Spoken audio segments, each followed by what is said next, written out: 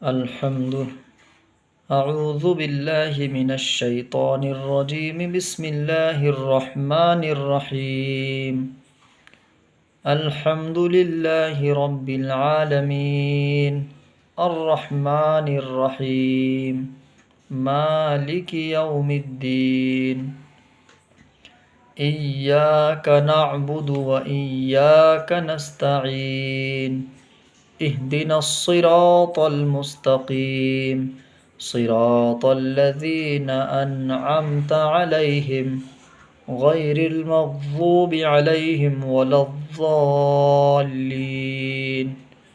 آمین۔ یہ سورہ فاتحہ ہے۔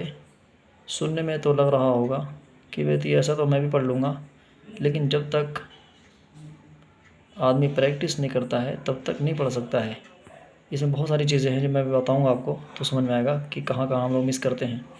الحمد میں ایک تو چھوٹا ہا نکالتے ہیں، وہ حلق سے نکالنا ضروری ہوتا ہے۔ الحمد للہ، للہ میں بھی آواز پتلی کرنی پڑتی ہے۔ اگر کوئی بولے گا للہ تو غلط ہو جائے گا۔ الحمد للہ، رب میں را کی آواز موٹی ہوگی کیونکہ را پہ زبر ہے۔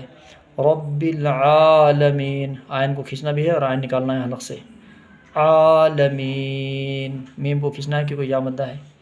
الرحمن الرحیم، یہاں پر بڑا ہا نکالنا ہے اور یہاں پر بھی۔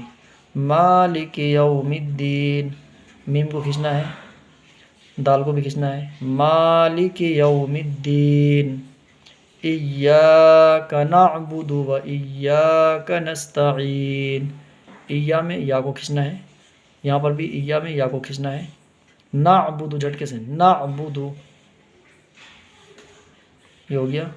اہدنا الصراط المستقیم، اہدنا، الف جو حمزہ ہے اس کو ہا سے ملا دینا ہے۔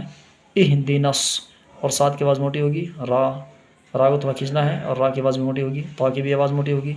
اہدنا الصراط المستقیم، بڑا کاف۔ صراط الذین، زال کی آواز پتلی ہوگی۔ انعمت، ان میں گنہ بالکل نہیں کرنا ہے، اظہار ہوگا اس میں کیونکہ نون ساکن کے بعد عین ہے۔ علیہم غیر المغضوب، زاد کی آواز، زاد جو ہے زبان کی کروٹ اوپر کے داڑھوں کی چڑھ سب سے مشکل لفظ ہے، اس کی پریکٹس کیے بغیر زاد نہیں نکلتا ہے۔ مغضوب علیہم ولا الضالین آمین۔ صدق اللہ العظیم۔